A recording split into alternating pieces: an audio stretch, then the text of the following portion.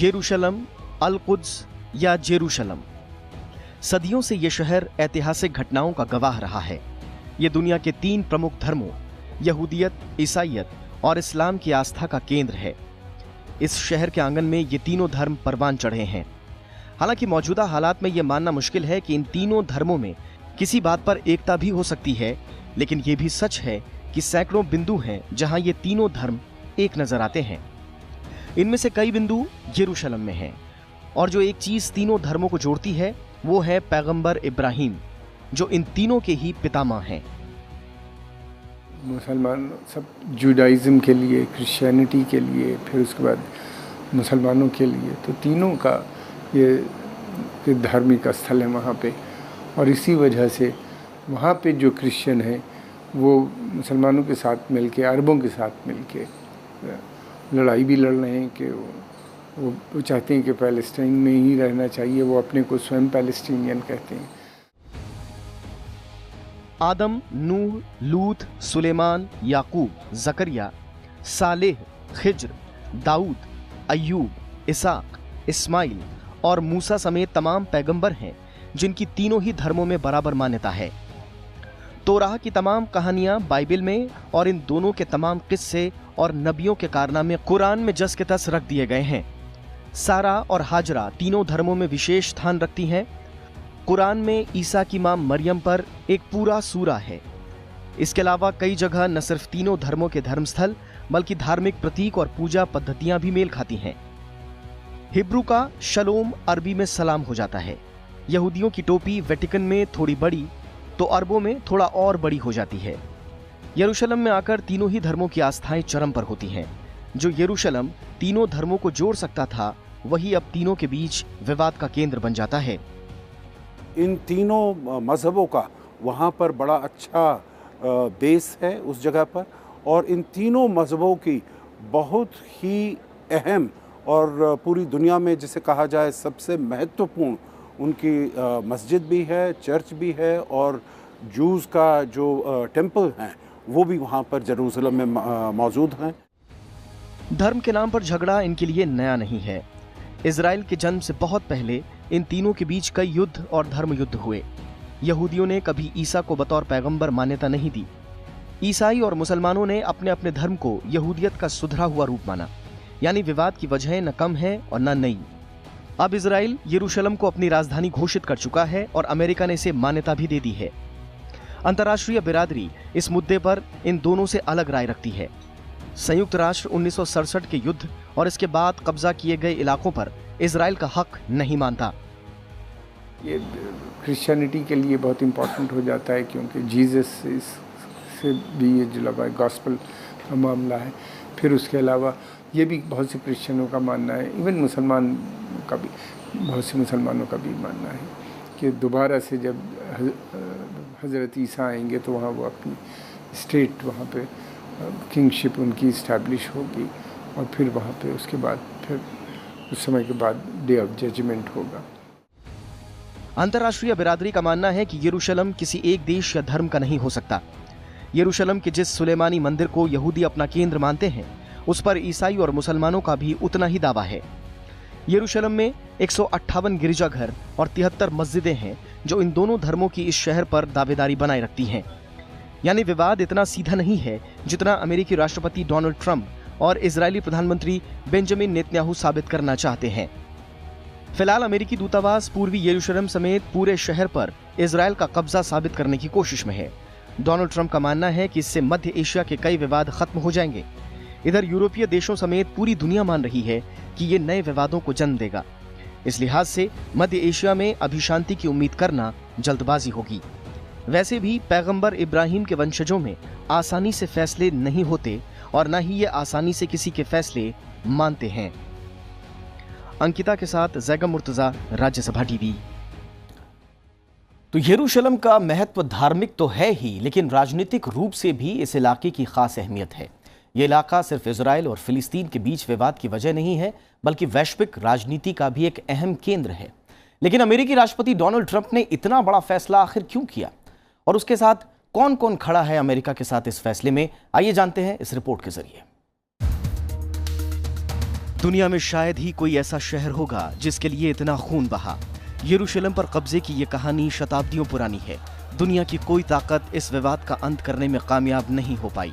बीते कुछ वर्षों में यहाँ यथास्थिति बनी हुई थी, लेकिन अमेरिकी राष्ट्रपति डोनाल्ड ट्रंप ने यरूशलेम को इजराइल की राजधानी के तौर पर मान्यता देकर विवादों को हवा दे दी। दरअसल इजराइल ने 1980 में कानून के तहत यरूशलेम को अपनी राजधानी घोषित किया, लेकिन संयुक्त राष्ट्र समेत दुनिया के देशों ने उसे मान्यता नहीं दी। तमाम देशों ने अपने दूतावास तेल अवीव में स्थापित कर लिए, जो यरूशलेम से करीब 70 किलोमीटर दूर है। हालांकि इजरायली प्रधानमंत्री का निवास और कार्यालय भी यरूशलेम में ही है। देश की संसद और सुप्रीम कोर्ट भी वहीं से चलती है। हालांकि हमें यह भी समझना होगा कि ट्रंप ने यह फैसला क्यों लिया। दरअसल उनके इस फैसले के मायने उनके चुनाव से जुड़े हुए हैं। अमेरिका में यहूदी वोटर्स पर ट्रंप की नजर पहले से थी। यहां तक कि घोषणा पत्र में भी इस मुद्दे का जिक्र किया गया। माना जाता है कि ट्रंप को वोट देने वाले कंजर्वेटिव्स और इवांजेलिक ईसाइयों के लिए ये कदम बहुत मायने रखता है। अमेरिका का एक बड़ा तबका इजराइल के पक्ष में रहा है और अंतर्राष्ट्रीय राजनीति में अमेरिका और इजराइल के रिश्ते किसी से छिपे नहीं हैं। अंतर्राष्ट्रीय स्तर पर इजराइल अमेरिका का बड़ा सहयोगी माना जाता है। खासकर मध्य पूर्व में सामरिक और राजनीतिक मसलों पर इजराइल अमेरिका का सबसे बड़ा सहयोगी है। दोनों के बीच सैन्य और तकनीकी मामलों में भी बेहद खास रिश्ते हैं। जब राष्ट्रपति ट्रंप अपनी इलेक्शन कैंपेनिंग कर रहे थे तो तब उन्होंने कहा था जो अगर वो चुने गए, राष्ट्रपति बन गए, तो फिर अपनी राजधानी है उसको वो तेल अवीव से यरूशलेम ले जाएंगे। और उन्होंने वही किया। पिछले साल 7 दिसंबर को उन्होंने ये घोषणा की, जो वो बहुत ही जल्दी अपनी राजधानी, अपनी जो एम्बेसी है उसको तेल अवीव से लेकर यरूशलेम जाएंगे। यहाँ ये भी समझना होगा कि फैसला ट्रंप शासनकाल या अमेरिका में पहली बार नहीं लिया गया। दरअसल अमेरिका में साल 1995 के कानून के तहत ये फैसला ले लिया गया था। इस कानून के तहत अमेरिका का इजरायली दूतावास यरूशलेम में होना चाहिए। 1995 में अमेरिकी कांग्रेस ने यरूशलेम दूतावास कानून पारित किया। हालांकि अमेरिका ने कभी भी ये कानून लागू नहीं किया था। बिल क्लिंटन से लेकर जॉर्ज बुश और बराक ओबामा तक सभी राष्ट्रपति इस कानून से छूट लेने वाले दस्तावेज पर हर 6 महीने में हस्ताक्षर करते रहे।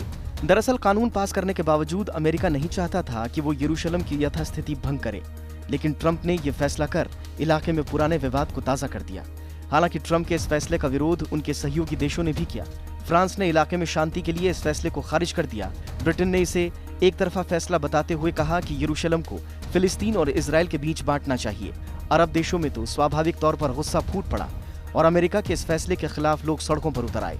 अमेरिका का सहयोगी माने जाने वाला सऊदी अरब ने भी इस फैसले की आलोचना की। इसके बावजूद ट्रंप ने यह फैसला लेकर इजराइल को खुश करने की कोशिश की। अमेरिकन इंटरेस्ट जितने हैं उसको वो प्रोटेक्ट करता है और उनको प्रमोट करता है उस क्षेत्र में। और फिर उसके अलावा ये भी है कि इजराइल से एक स्पेशल रिलेशनशिप इस कारण बन गया है। और अमेरिका के अंदर भी एक बहुत बड़ी संख्या में जूइश पॉपुलेशन है और वहाँ पे दूसरे जो उसके बड़े सिंपैथाइजर्स भी हैं अमेरिका में। यहाँ एक और दिलचस्प और महत्वपूर्ण सवाल ये है कि क्या अमेरिका ऐसा करने वाला अकेला देश है। आपको बताएं कि अमेरिका के इस फैसले के बाद लैटिन अमेरिकी देश ग्वाटेमाला और पराग्वे ने भी अपने दूतावास यरूशलेम में स्थापित करने का फैसला किया है, जबकि होंडुरास की संसद में भी इससे जुड़ा एक प्रस्ताव पारित हो चुका है। वहीं चेक रिपब्लिक ने भी कुछ इसी तरह के संकेत दिए हैं। लैटिन अमेरिकी देशों के अमेरिका के कदम से कदम मिलाकर चलने के कारणों की पड़ताल करें तो ये समझ में आता है कि इन देशों की ट्रंप पर निर्भरता काफी बढ़ गई है।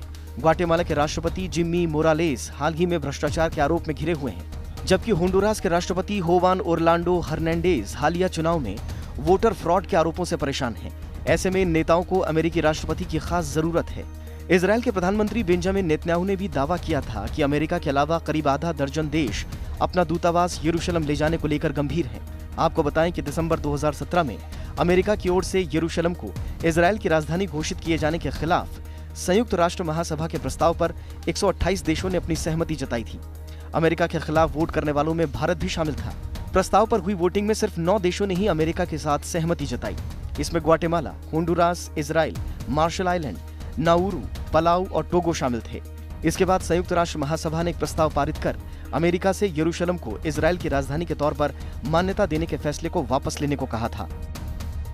Bureau report, Rajya Sabha TV. यरूशलेम अगर पूरी दुनिया के लिए दिलचस्पी का केंद्र है तो इजराइल के जन्म की कहानी भी कम दिलचस्प नहीं है।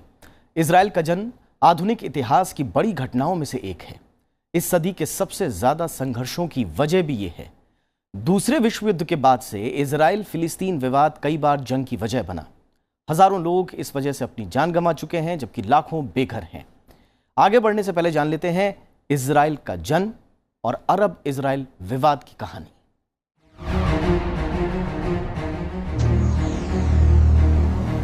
विवाद का इतिहास काफी पेचीदा है। कुछ लोग दूसरे विश्व युद्ध के बाद अंग्रेजों के बनाए नए मुल्क इजराइल को विवाद का केंद्र मानते हैं।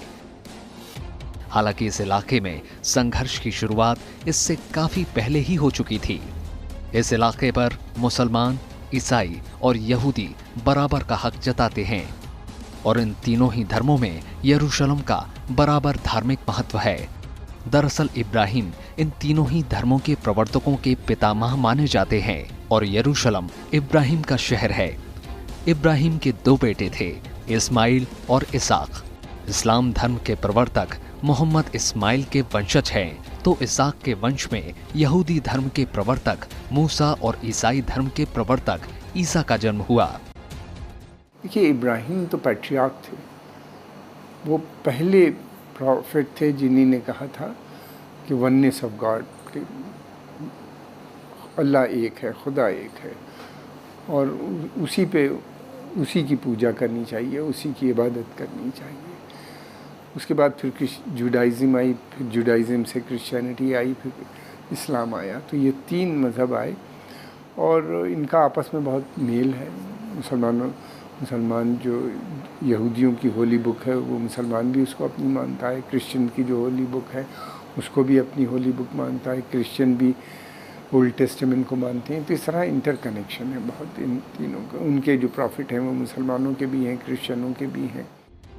इस्लाम के उदय के साथ पश्चिम एशिया के इस इलाके में यहूदी और ईसाई आबादी कम होने लगी।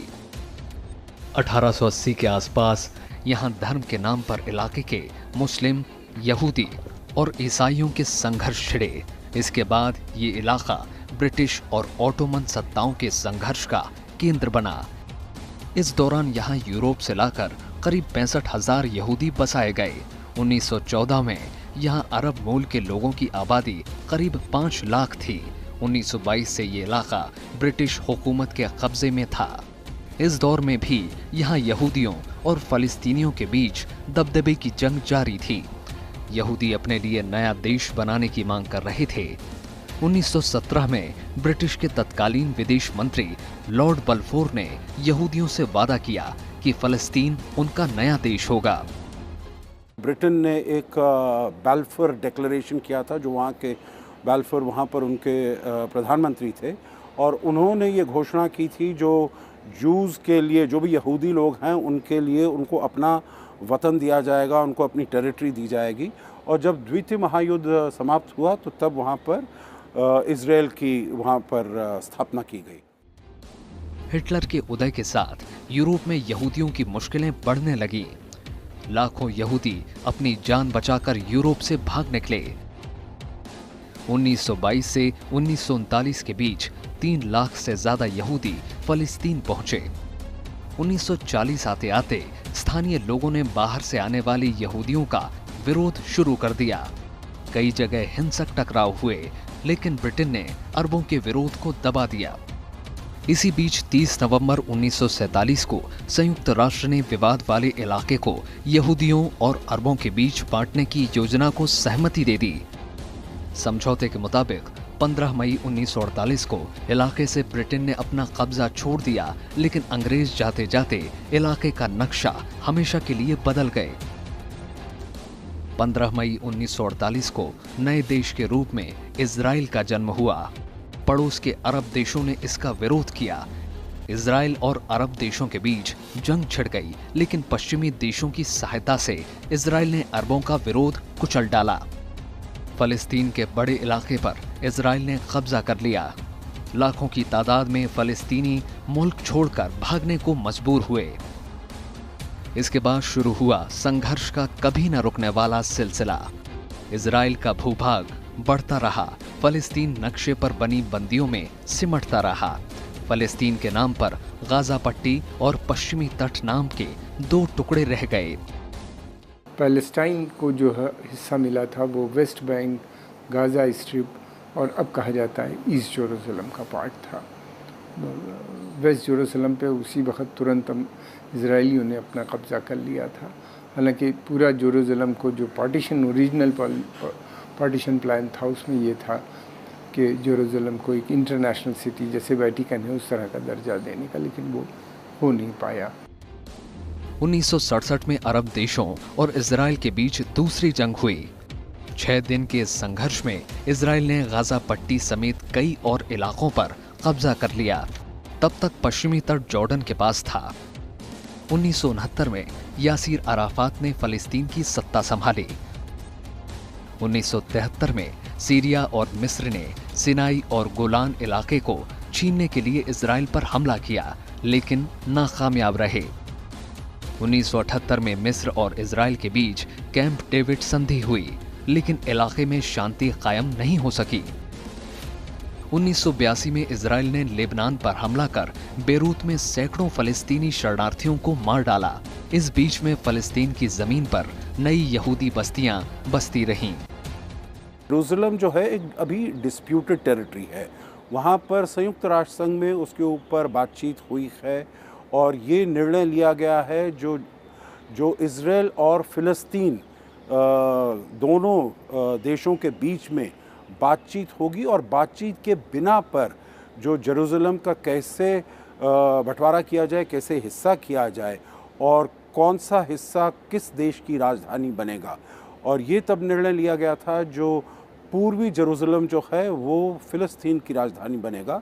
और अब इन्होंने गैर कानूनी तरीके से पूरे इस एरिया को हथिया लिया है।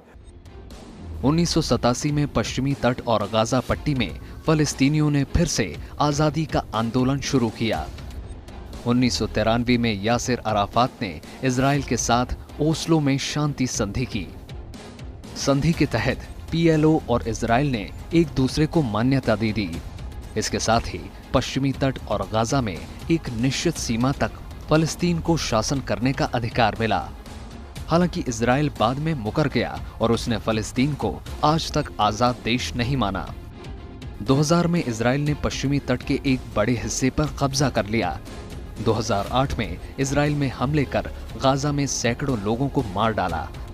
2011 में फलस्तीन ने संयुक्त राष्ट्र में फलस्तीनी राज्य को स्वीकार्यता दिए जाने की मांग की। इसी साल नवंबर में उसे यूनेस्को की सदस्यता हासिल हुई, लेकिन फलस्तीनियों का आजाद देश पाने का सपना अभी भी पूरा नहीं हो सका है। अंकिता के साथ जैगम मुर्तजा, राज्यसभा टीवी।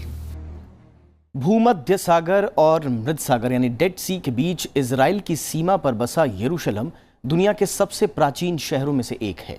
संकरी गलियां और ऐतिहासिक स्थापत्य वाला शहर यरूशलेम कई अलग अलग धर्मों को एक साथ जोड़ता है, जैसा हमने देखा। यरूशलेम की ऐतिहासिक इमारतें हजारों सालों की संस्कृति और सभ्यता की कहानी को बयां करती हैं। इजराइल के इस सबसे बड़े शहर का जर्रा जर्रा इसके अतीत की पहचान को इससे जोड़ता है। आइए इस शहर को और करीब से जानते हैं।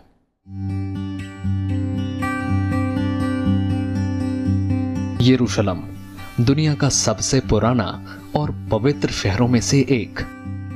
इसे जीता गया, ये तबाह हुआ और फिर बार बार उठ खड़ा हुआ। इसके भूगोल में बदलाव हुआ, इसकी संस्कृति भी समय के साथ साथ बदली, लेकिन नहीं बदली तो इसकी ऐतिहासिक स्थापत्य कला।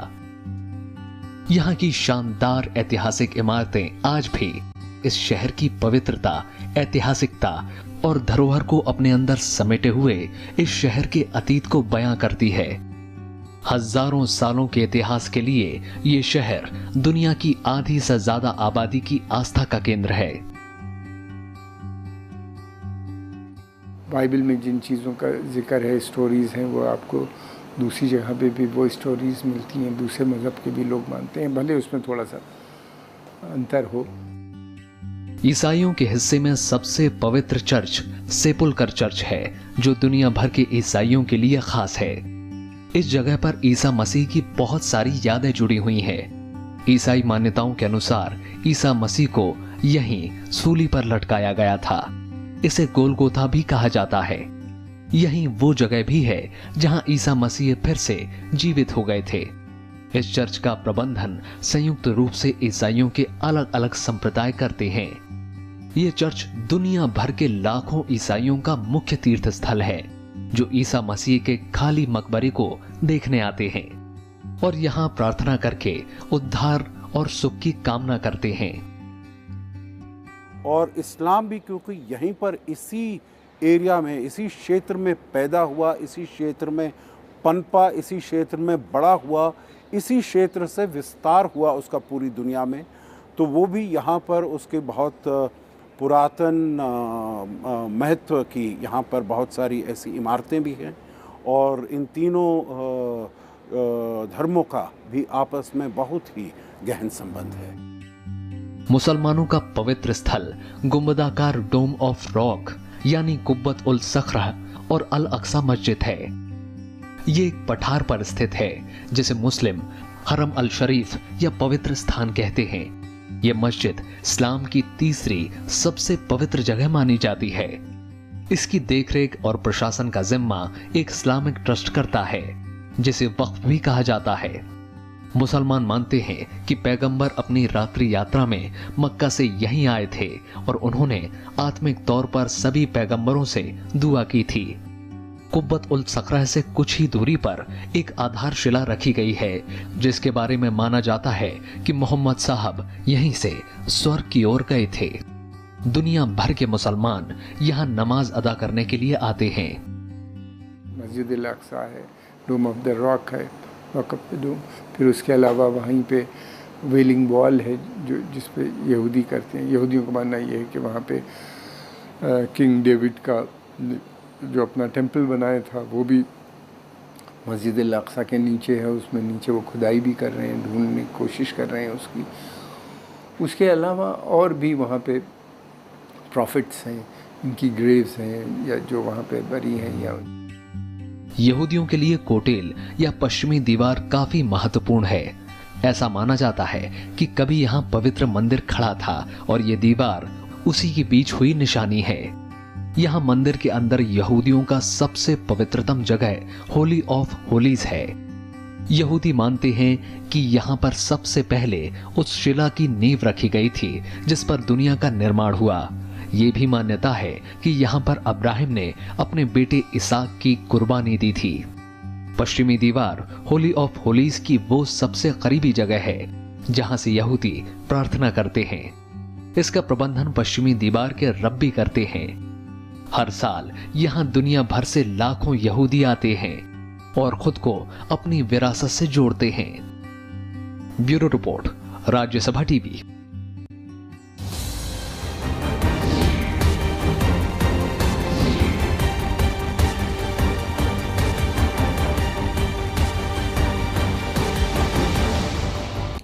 तो ये था आज का विशेष। आप इस कार्यक्रम को YouTube पर भी देखना ना भूलें और वहां आपकी प्रतिक्रियाओं का हमें हमेशा इंतजार रहता है। देखते रहिए राज्यसभा टीवी। नमस्कार।